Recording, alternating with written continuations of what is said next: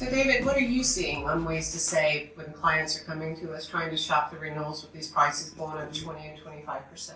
Well, I mean, a couple things I'm noticing is the rates of most companies are best if they stay put, right? Mm. And then if they don't stay where they're at, I mean, if they decide to stay where they're at, we can make a couple adjustments on their policies. Like, we can raise some deductibles. There's some tricks I found with certain companies where we can go from like a $4,900 deductible to just a flat $5,000 deductible. So instead of being 1% of $490,000, now we're at just $5,000. Right. Basically the same amount of money, but it lowers their premium like $400 or $500.